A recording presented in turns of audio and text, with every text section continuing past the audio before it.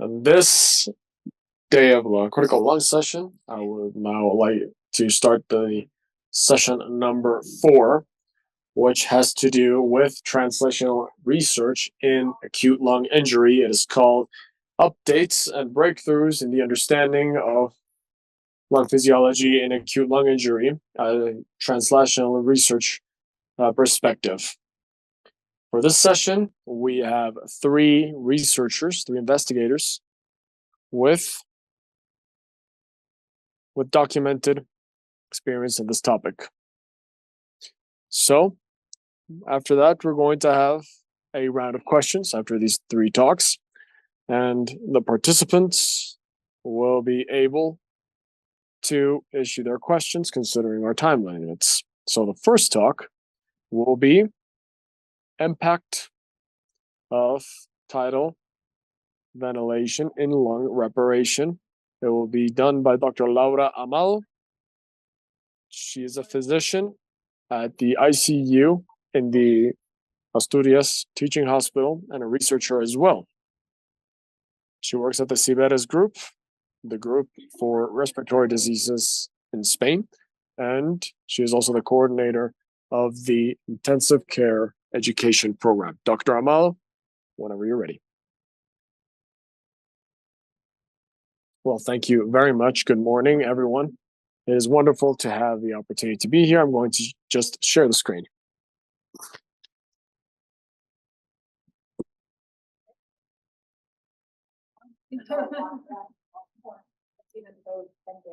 So I suppose you see the slides right here? Yes, we can see them well. Okay, thank you.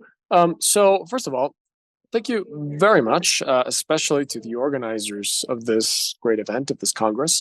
Well, thank you for allowing me to be here. It's such a great honor to have the opportunity to be in this session and to share the podium with such high-level speakers and panelists.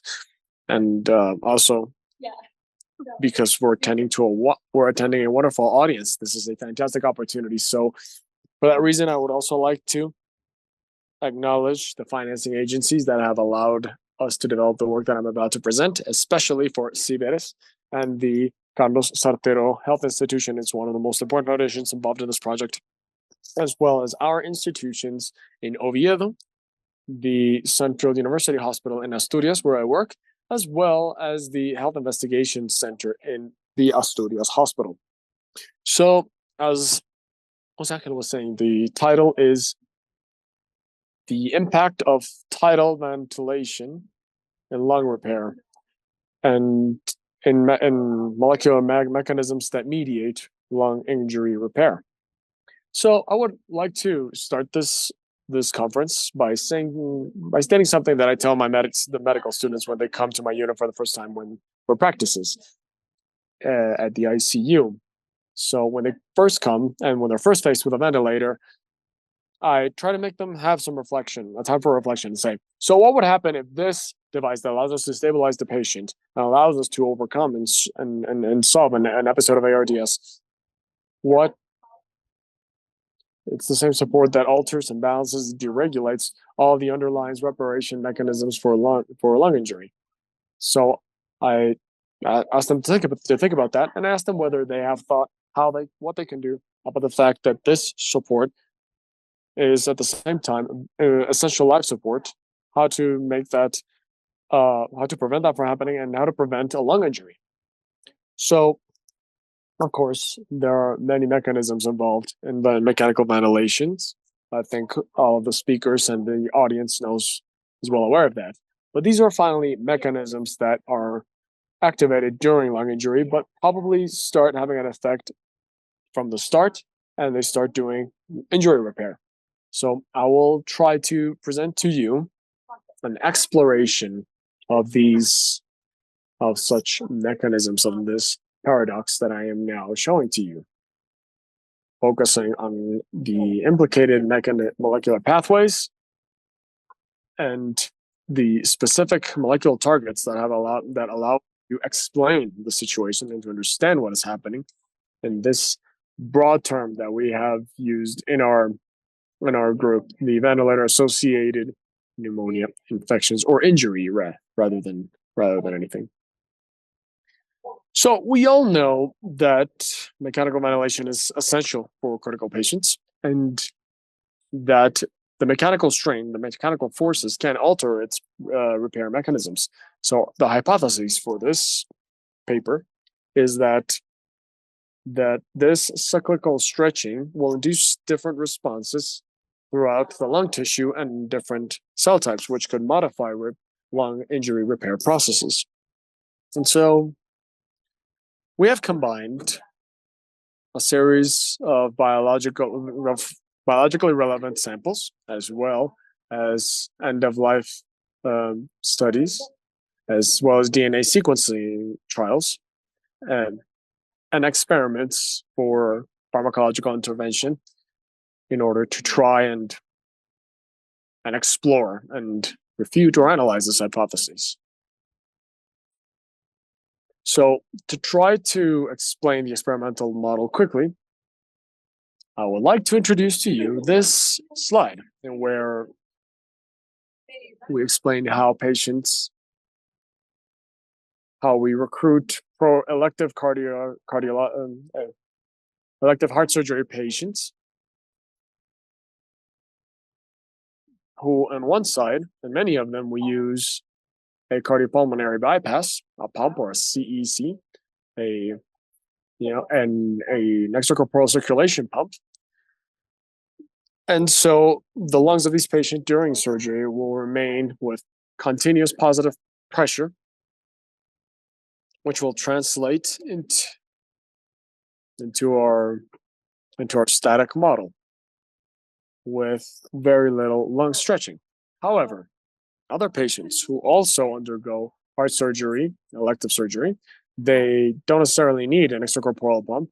And so those that undergo a protective lung ventilation strategy, well, this will propose a cyclical stretching model, unlike the previous group.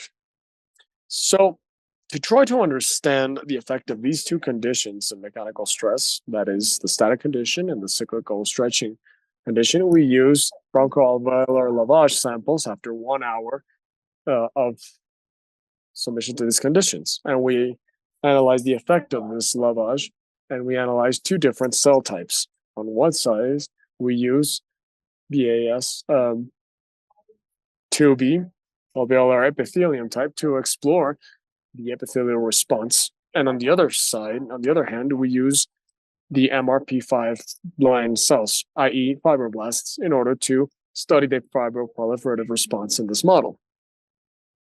So this experimental approach follows a series of steps. The first of which involves functional studies at the end of life through the analysis of these two cell types with supplemented lavage analysis. A second step that we could use to do RNA sequencing and molecular pathways analysis. We also identify different molecular targets, which we could think that we believe have a critical role in many of the functional effects, and we target both of them with different drugs to demonstrate this cause-effect relationship. And finally, we carry out an informatic and biostatistical analysis that is more specific in an attempt to find the target molecules that merit more interest. So we go straight into the results now.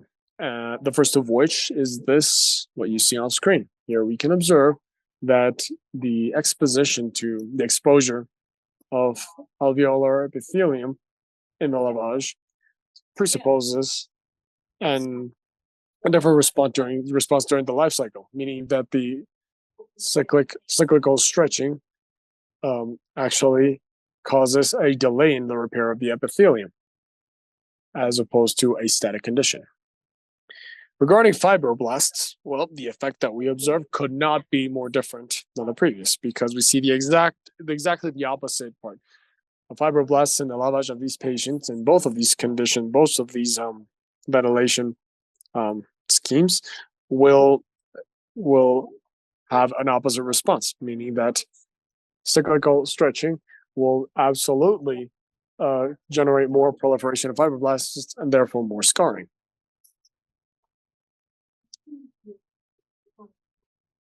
Aside from these functional results, we also observe differences at a molecular level.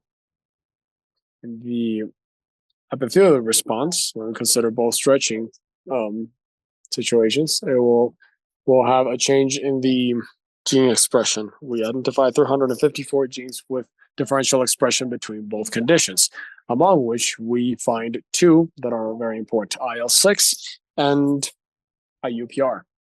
On one side, IL-6 is overexpressed in mechanical stress, while GPR 6 is downgraded. Here we have the pathways of both molecules. And in MRC5, we also see a difference in gene expressions. There is close to 180 genes with clearly differentiated expressions. Among them, we find IGLF1, that is a molecule similar to IL-6. And finally, we find contrary molecular pathway. Finally, we try to target both of these molecules that have been identified as key molecules in the different closure processes for both epithelium and fibroblasts. And this way, we can add tocilizumab as well. As you all know, this is a blocker for IL-6, and therefore the effects will revert. We see a reversal of the epithelial line effects in the conditions for stretching. In this way, the closure occurs at the same rate, both in static conditions and in dynamic conditions. If, on the other side, we add angioregulin, this is an analogous for GPR, an analogous agent for GPR, we see a very similar effect. The epithelial cell line will close rather quickly in both conditions, both under strain and static, and the other effects are canceled. Now, in fibroblasts, we see something similar happen with tocilizumab.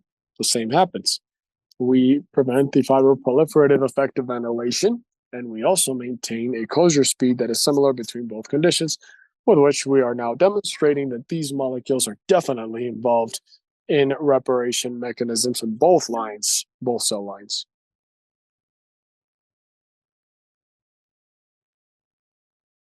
And so it's worth mentioning that during this slide, we have fibroblasts in response to stretching due to bronchoalveolar lavage. We also observe a change in the difference of TGB beta in both conditions. In this way, they are definitely different, but it is different for these other molecular targets. Now, what we've done now is to ask ourselves whether we have a single gene that could act as a mediator for the harmful effects or the changes that we have with cyclical stress, as well as the lung injury repair mechanisms. So what we did here is to use different data from the sex from different experiments, both those that come from different conditions, the ones that we use different treatments, and in the traction analysis, we select those that are specifically related with cyclical stretching and excluding those that are affected by pharmacological treatment. So we see that interaction, and it points to this GPIA molecule. Now, this is a molecule that codifies a cyclophilin A gene, and it is very involved in many biological processes such as intracellular signaling, inflammation, intracellular signaling, and apoptosis. In fact, TIA, this molecule has garnered more and more attention due to its involvement in alveolar response to strain and overexpansion, especially in ARDS patients. In fact, in prior studies, it has been observed that alveolar overstretching, it removes the secretion of CPIA in the epithelium and other cell types as well. And so it is this molecule that finally promotes the activation of macrophages, which will do a release of IL-6 and finally will favor a pro-inflammatory environment. Globally speaking, our results suggest that the secretion of PPIA could be critical for epithelial proliferation. So we try to inhibit it with some agent, in this case with cyclosporin. Now, we observed something similar when compared both conditions of cyclical stress and how they disappeared with the addition of a pharmacological agent. What we expected to see was that, but there was an increase in the rate or in the pace of closure. But what actually happened is that the closure was actually delayed in both conditions, and so we now have confirmed, or we interpret that PPIA is critical for epithelial repair, but it could also have a role in the subsequent release of IL-6. In fact, secretion of PPIA, if we were looking to have an impact on fibroblasts, where we find many receptors it could bind to, it would effectively promote this fibroproliferative response. So this effect that has been thus described could explain that the addition of tocilizumab in fibroblasts would modify the behavior observed in both cyclical expansion mechanisms. And it would also allow us to normalize theta beta level once. Levels as well, apologies. So what have we learned so far?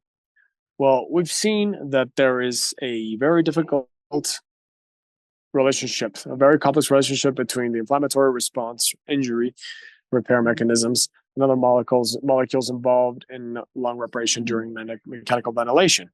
And clearly, cyclical straining or expansion could promote a delay in the closure of alveolar epithelium and causing an upregulation of IL-6 as well as a downregulation of FPM, which in turn would promote a fibroproliferative response mediated by the LIF and other similar pathways. At the same time, we can also observe that CPA and IL-6 mediated reactions could be implicated in the interplay between the epithelium, the fibroblast during the lung reparation mechanisms, with effects that could be, the opposite in the end, opposing effects. Meanwhile, PPIA could become a potential target that would allow us to modulate the fibroproliferative response in this particular affection of mechanical ventilation injury reparations. Well, I cannot finish this talk without first offering my acknowledgement and to the fact that these results all come from a collective collaboration. These are results yielded by our team. You'll notice that many of them are actually women. So yes, this is a work that is very fulfilling, and we have a lot of girl power in our lab. So this definitely leads us to also acknowledge and thank the male members of the teams who have promoted this leadership in our group and who have collaborated so dearly with us. And also to acknowledge the work of Sara Exoho, who is truly the one who is in charge of this line of work. Without her, the results would not be here present on the table. So without further ado, I will just thank you for your attention. Now we'll be very excited to receive your questions. Thank you very much, Laura. That was a wonderful presentation. And we will have our questions later. I have some questions myself, I think. Next talk now. And now we can have Dr. Ana Maria Ioan on the question: is metoprolol useful in ARDS? Yes or no? Ana Maria is an ICU specialist at the Fundación Jiménez Díaz Hospital in Madrid. And Ana Maria, please. Thank you very much for the introduction. I will now share screen.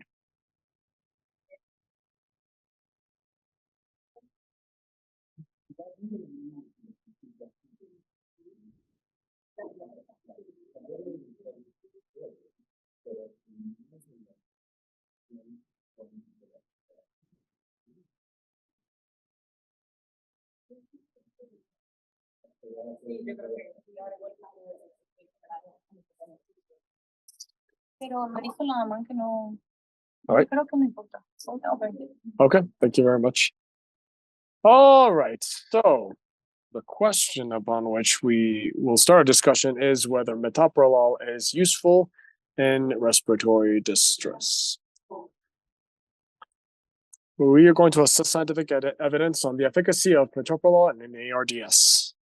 And this question is very important because we still don't have a well-targeted therapy for respiratory distress aside from mechanical ventilation. And respiratory distress currently has a very high mortality. The physiopathology of ARDS is a lot of inflammation, severe lung inflammation and respiratory failure, and the sympathetic nervous system increases catecholamine release, worsening the lung injury, as we all know, and progressive deterioration of the respiratory function. We are speaking about inflammation, and our main character, of course, is the neutrophilus for the injured alveolus. The neutrophils in this inflammatory activation travels through the capillaries and is translated to the alveolus. Here they are activated and they begin degranulation and release of meroperoxidase and other molecules that are pro-inflammatory, increasing the alveolar damage. This is the inflammatory cascade. The other main character is metoprolol. It's very well known. It's a beta blocker, specifically beta 1, and it's going to moderate the respiratory rate. And it's also interesting that it modulates inflammatory response, and it could decrease lung inflammation. What is the origin of this anti-inflammatory action? Well, it began with cardiology studies. This is a Spanish group, and they demonstrated that in the acute phase of myocardial infarction, it decreases the area of necrosis because decreasing the neutrophil infiltration. This same group speaks about the effect against ischemia in reperfusion injury by abrogating exacerbating inflammation. So this group has compared the 3 beta blockers to see if it's a matter of the whole beta blocking family or is it specific of metoprolol. So in this study, it demonstrates that metoprolol is anti-neutrophilic. In mice, they created 3 models of severe inflammation. One model was myocardial infarction. The other one is sepsis. And the third model is lipopolysaccharides. And these 3 groups of study received metoprolol, atenolol, or propanolol, as we see here. And in vivo and in vitro results shows that only in the group of metoprolol, they saw positive effects of having anti-inflammation. The infiltration of neutrophils decreased. And also they observed that these neutrophils have a stunning process, being able to cross the alveolar membrane and move from one side to the other. So this process is inhibited when metoprolol is given. The other two did not have this effect. And the ischemic area was only decreased with metoprolol, not with the other two. This is important because we will continue studying the effects of metoprolol.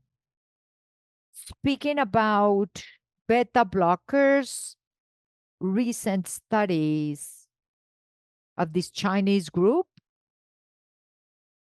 it was a retrospective study analyzing the database of Mimic4. It's from the US. And they studied the beta blocker impact on 30-day mortality in patients of ARDS. These are the key findings. Those patients had reduction mortality at 30 days, suggesting a protective effect.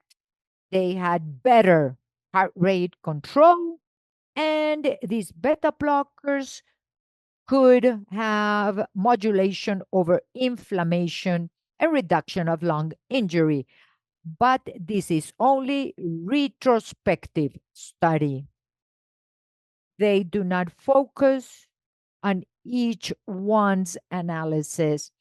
Well, we need further studies, more trials, to be able to demonstrate something that is more contundent. So, metoprolol in critically ill patients. So, during the pandemic, in collaboration with other groups, they have studied infarction and the effect of neutrophils to be able to have effects on respiratory distress. And during the pandemic, they have presented respiratory stress and they have undergone this clinical trial. This is randomized metoprolol versus placebo. And those that have had metoprolol IV at the end of the study, they had less cellular infiltration of immune cells, less infiltration of neutrophils, and less activation of neutrophils. They had better oxygenation and improvement of puffy.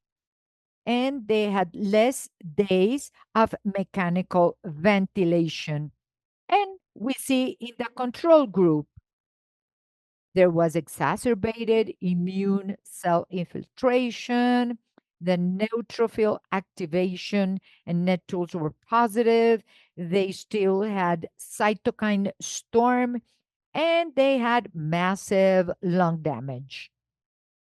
The results of these patients are from the bronchoalveolar lavage, basal, and after the administration of metoprolol and placebo. They also did blood tests.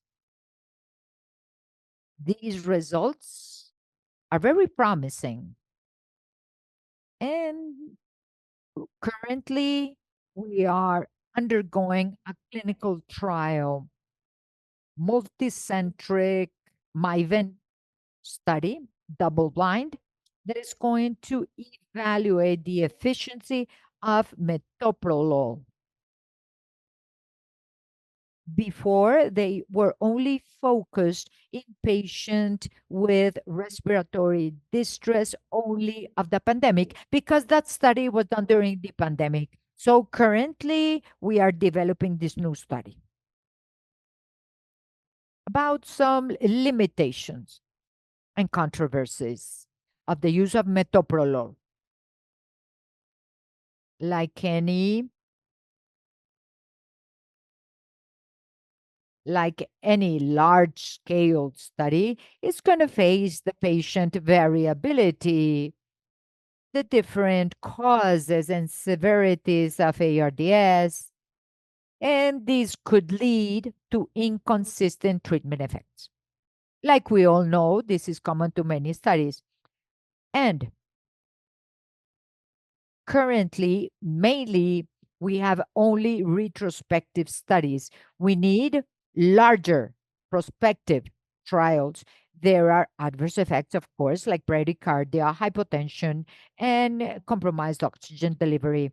And there are unclear long-term impacts. The benefits must be weighed against potential hemodynamical risks. These are the practical implications. Maybe in the future, can this be considered as an indication for ARDS? Well, we need more research. And we need to do a patient selection very carefully because we know that these patients have some cardiovascular instability, so we have to be careful. And we do not have a directed therapy. So in the long term, we could update the current guidelines. And we need close monitoring for the adverse effects that we all know of. In conclusion, this to take home. The current evidence is promising. We are getting closer to personalized medicine with metoprolol in ARDS, and we still need more studies and research to determine the definitive role of metoprolol in ARDS. Thank you so much. Thank you, Ana Maria. Great talk. There are some questions for you.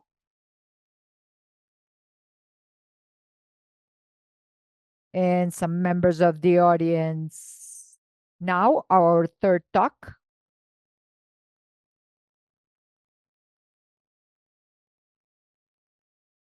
This is Professor José Luis Izquierdo, who is going to speak now. He is professor from the University Complutense and researcher of images from the pluridisciplinar of respiratory infection. Thank you, Dr. Izquierdo. Welcome so much.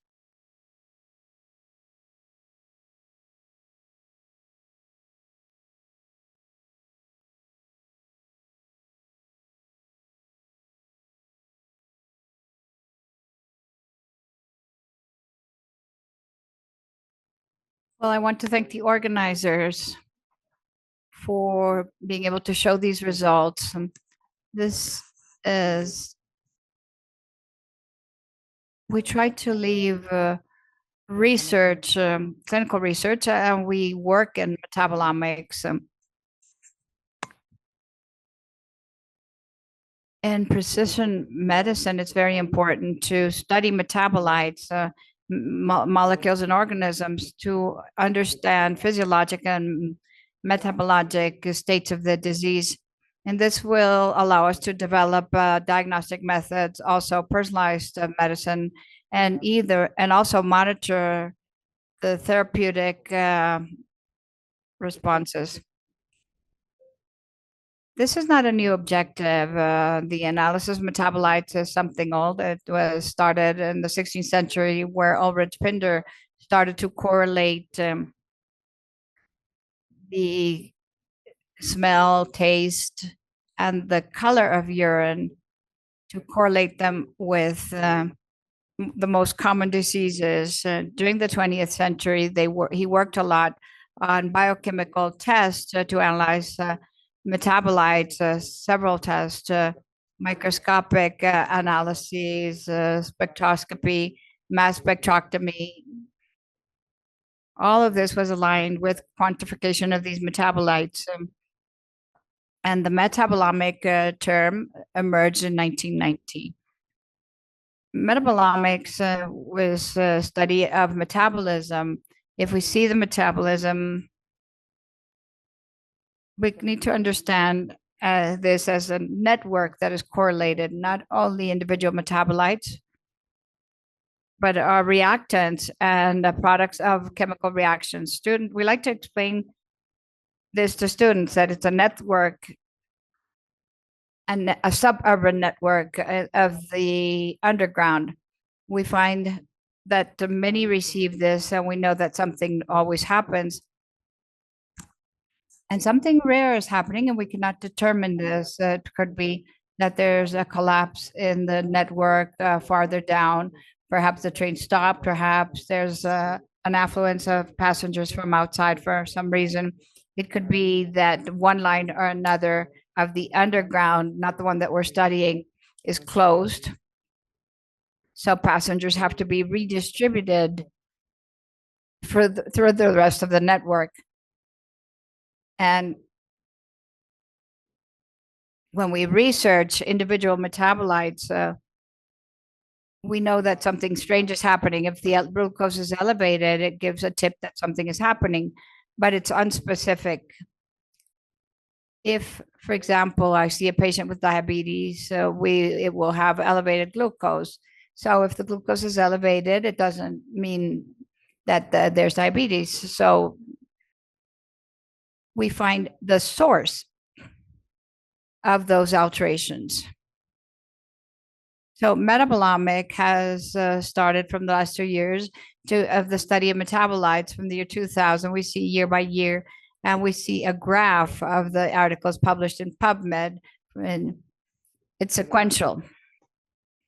But this is being reflected in a clinical study. We have a pilot study, we have a study of tests, but it's not a technique that has arrived in the clinic. Why does this happen? Because of the technique. This is based on 2 techniques, mass spectrometry, and it has limitations. Mass spectrometry is not very reproducible, and it also needs qualified staff to control. And magnetic resonance spectroscopy is more reproducible, but it has high cost, and it requires equipment that costs more than 700,000 euros, and it requires magnetic field shielding. It has other characteristics, such as the need to protect patients from high magnetic fields, and the need also for qualified staff to operate these instruments. We work with magnetic resonance first because the information is robust and reproducible for biomedical applications. It is non-destructive, and it gives us intact samples. But the problem is the cost. This technique, the way it works now, it cannot be transferred to a clinic because of the high cost of the equipment, and also the maintenance of the equipment make this not be a technique available in hospitals or clinics. So if the technique is not available, why not think of a new generation of magnetic resonance equipment that operate with a permanent magnet and without maintenance costs? So we're comparing these, a cost of 700,000 with the superconductor to 70,000 euros in the permanent low magnet fields, and a maintenance cost of €0 per hour versus 70,000 euros per year in the ones that require maintenance. These appeared in the market in 2016, and in 2017, January, we were already doing the proof of concept. We developed the first metabolomic test on these equipment, and we did a study on tuberculosis. Why TB? Besides the fact that it's a disease that is curable and very much studied, we had wanted to start with it and analyzing urine samples with high field studies. we could identify patients with TB and separate them from other control groups of patients with pneumonia, with latent tuberculosis, with other lung problems, to distinguish patients with TB from other control groups. But as we were saying, this technique cannot be transferred to the clinic because it's too expensive and does not confirm the requirements of the WHO as a diagnostic test. So we use the tabletop test device that we think it has a lower cost and it meets what the WHO requires. So we compared the signals that we obtained with the high resolution equipment with regards to the tabletop one, and we found that the one we identified as reactant could be identified both in the high resolution ones as with the tabletop equipment. We had the first model. We created a diagnostic model on TB versus control that we validated with our systems. And we saw how we could punish the group in 100% of the cases using the superconductive equipment with a sensitivity of 100% and classify TB on the tabletop one with sensitivity of 90% and specificity that was important as well. So these results we consider are very good, but this was only a pilot study. So we had healthy patients and patients with TB. So we developed a second study. We are about to send the paper in the next few days, where we had patients all with TB, more than 200 patients from a hospital in Nigeria, all with TB syndrome. And we classify them between patients that had a positive diagnosis through the current diagnostic test and patients that did not have that positive test of TB. We differentiated patients that had positive UVH or negative UVH. And we used the two techniques, the high resolution equipment and the tabletop equipment. And with this non-supervised method, we saw that there was a clear metabolic differentiation with those that have the confirmation of TB and those that had all the symptoms compatible with TB and not the diagnosis, not the confirmed diagnosis, both in the high resolution as in the tabletop equipment.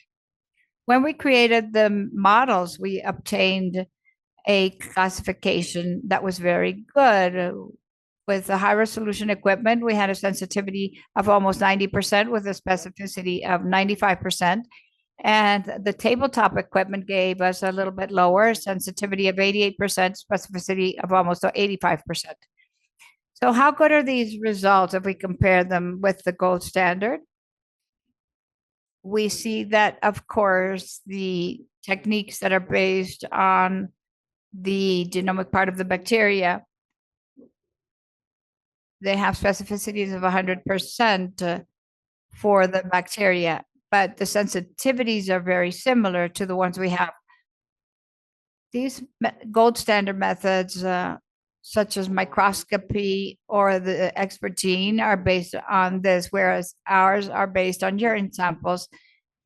And if we compare it with other diagnostic methods, we see that the Fuji-Lam is relatively higher than ours with 97% versus ours, which is 95%, but the specificity is 90% versus 97%. But it's a diagnostic method to exploit that could become a diagnostic method complementary to genetic testing in a population that has symptoms of tuberculosis.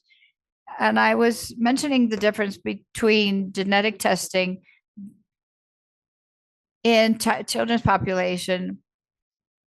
60% of children with TB remain undiagnosed, and it's difficult because in the children's population, it's very difficult to produce sputum for the testing. The child has difficulty to produce that sputum, so the gene expert or the microscopy test cannot be conducted. And as an alternative, we have the gene expert ultra in stool that is specific, but it's very expensive. It costs more than $10 per sample.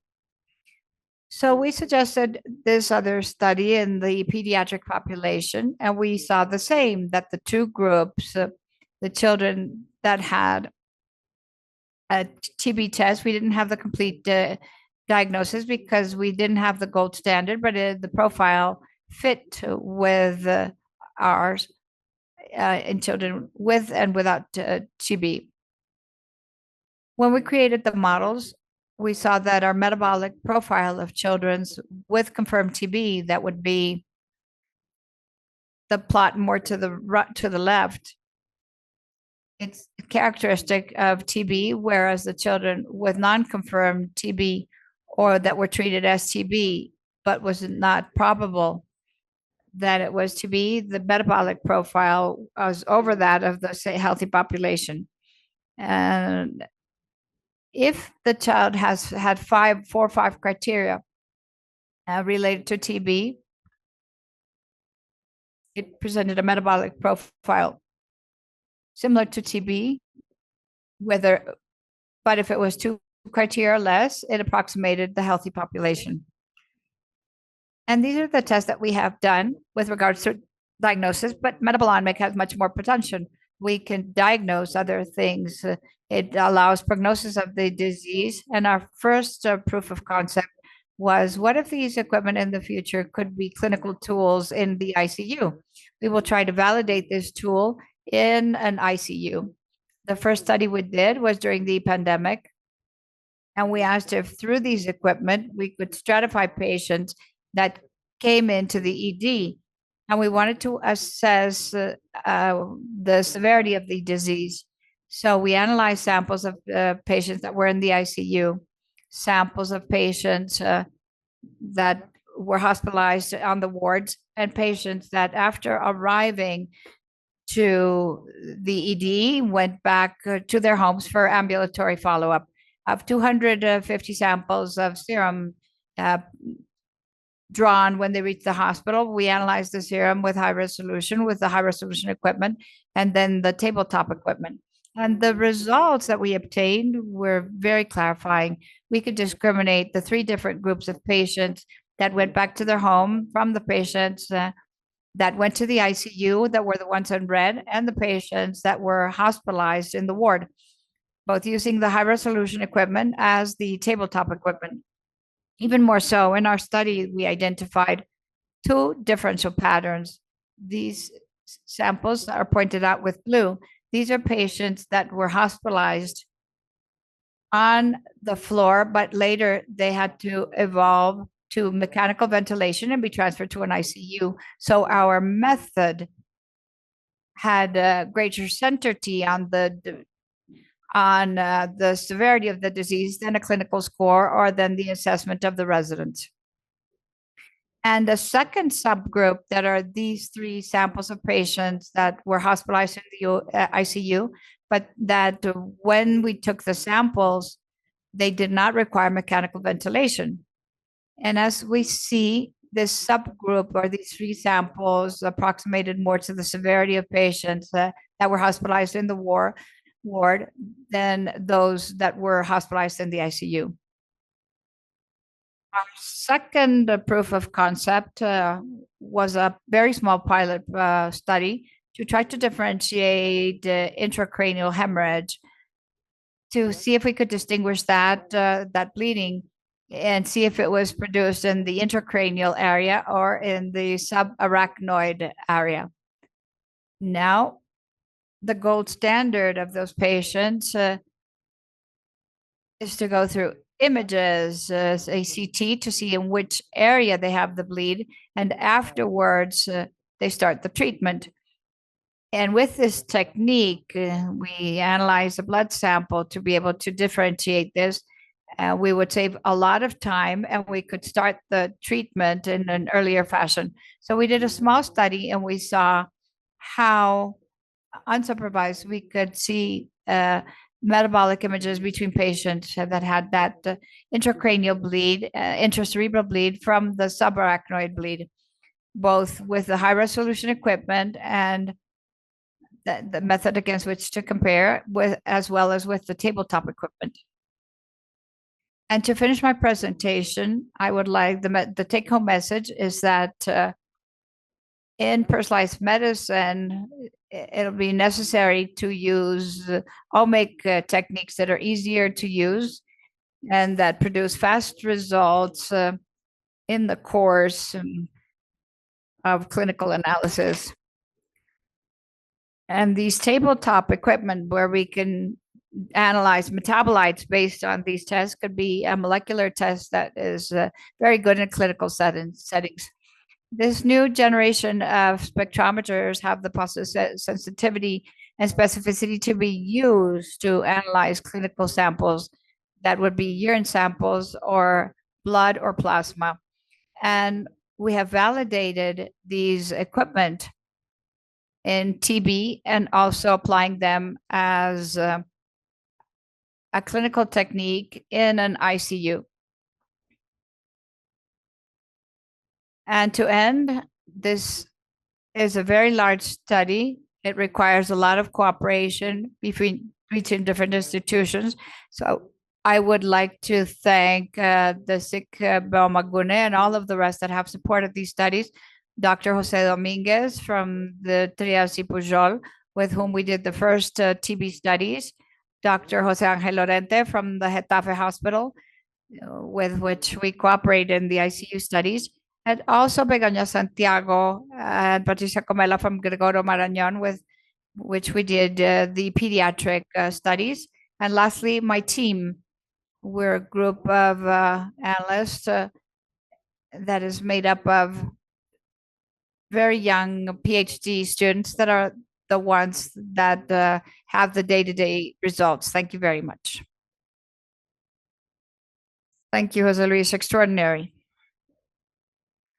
Well, thank you for being right on time. We have a couple of minutes for questions, and we have several questions here.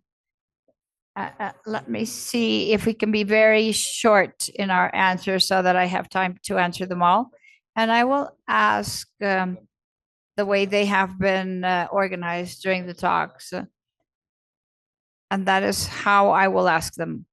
The first question is from Gustavo Salandia that asks, where we don't have IL-6 measurements, how to measure the response? And this question, I think, was for Dr. Amado.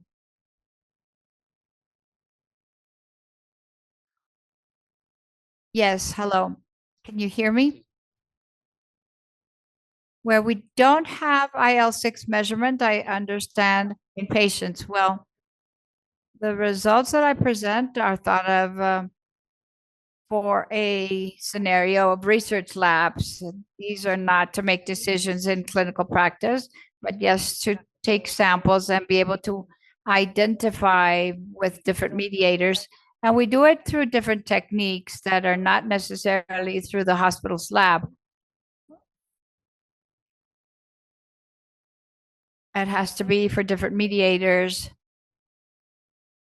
So yes, it is true that IL-6 in the hospital's lab, we have it, and we have used it correctly, especially during COVID and in some patients where we want to know the pro-inflammatory profile, but it's not the work that I have presented. I don't understand the question from Roberto Estrada. Would you like to ask it, Roberto? Because it says it was not very useful with patients. I don't know what you're referring to, if you're talking about tocilizumab or what are you asking? Then there's a question from Mauricio Paulo Monteiro de Pina Reverdes. Considering that patients, some have used a pump or not, wouldn't ECMO be the responsible one for those effects? That's a very good question. And in fact, it's something that we have asked ourselves as well. So what we have done for this is to quantify the IL-6 levels, not in bronchoalveolar lavage, but in the systemic circulation, and look at the gap there to try to isolate whether there's a systemic response to the use of the pump. And we have seen that no, that there's a response to the ventilatory strategy, but it's a good question. And this is for Ana Maria. How would the metoprolol affect pressure and heart rate? because our patient normally with distress use inotropic vasopressors. In our study, we have only included patients that had a heart rate over 60 beats per minute and a systolic pressure over 120. When we have seen the effects of metoprolol on the heart rate and on arterial pressure, we have seen the expectable effects of a reduction of the rate and the pressure, but within limits of stability. None have been unstable after administering metoprolol. Thank you, Ana Maria. And another question for you, Ana Maria, from Mauricio Paulo Monteiro. Also from him. Also from Mauricio says, considering that patient with distress from COVID-19, many presented severe bradycardia with need of transient or definitive pacemaker. How did you select patients? Well, you partially answered yes. Martin Preda asks, how would the metoprolol affect the heart rate and the pressure? Because patients with distress have vasopressors. Well, the same thing. More of the same. And in addition, those patients that have been selected for the study did not have high doses. We only included those with doses before 0.2 micrograms kilo per minute of noradrenaline. What dose of metoprolol, and continuous or with a schedule? Metoprolol is administered intravenous and 15 milligrams distributed in boluses of 5, separated between them by 2 minutes. Okay, answered. Well, Jesus Cedillo, does the use of beta blockers contradict the use of noradrenaline in these patients? I believe that I have answered. Patients selected had minimal doses of noradrenaline, and before the trial, we did echocardiography that discarded any cardiogenic problem shock. And another question related to metoprolol. In studies done, what dose of metoprolol has been used, and if it has been effective in respiratory distress? You answered the dose already. And it's a clinical trial, so we still don't know what the answer is. Yes, the metoprolol dose has been effective in reducing neutrophil filtration, and PAFI is reduced, and it's an ongoing clinical trial. Has it started in recruited patients? Yes, we just started it. We're actively recruiting patients. We're still in the initial phases, but let's cross our fingers. Okay, we have a couple of minutes until 18:20 in Europe. So for Jose Luis Izquierdo, Dr. Izquierdo, what would be the estimated cost per sample of an analysis using MRI? It depends on the value. And also, Jose Luis, what is the timing? How much does it take the MRI of low field? We are around 10 minutes in samples of blood, urine, but in the clinical practice, it could be around 5 minutes per sample. Thank you. A question for Dr. Amado.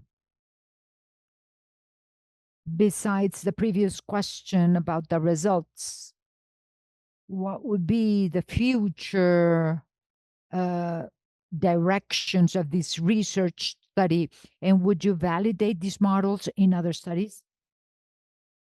Well, it's a good question. I had a slide with this. Good question. I couldn't speak about this. We try to explain that interplay between fibroblasts, the epithelial line, and it's very interesting to try to analyze when we have an in vivo model. And I believe this is very interesting, maybe to have multicellular models a 3D model and be able to have a more relevant model physiologically, I mean, and not only studying the response in a global way and seeing the impact, analyzing the impact of the soluble mediators in this model and be able to apply single cell models in these and analyze the cells better. This is a good project for the future. We're working on it. We're working on it, but it's not easy. Yeah, good research. And we have 3 minutes. So maybe elaborate a little bit about the concept that you speak of in Oviedo. Ventilator associated impairment. Yeah, impaired lung repair. Yeah. So it's just putting a name in what we know that happens. It's a mechanical stress, and it's only not tissue damage, but it can also affect the repair mechanisms. And this even leaves behind a tissue that is not good physiologically. Thank you so much. Okay, our time is up. Thank you so much. A lot of questions, a very enriching topic. Thank you so much to the speakers. I believe we learned a lot. Thank you so much. And we have new research coming. Thank you for participating. Now we finish this session. Thank you so much to the organizers for gathering such a great event. Very important topics and very relevant. Thank you so much.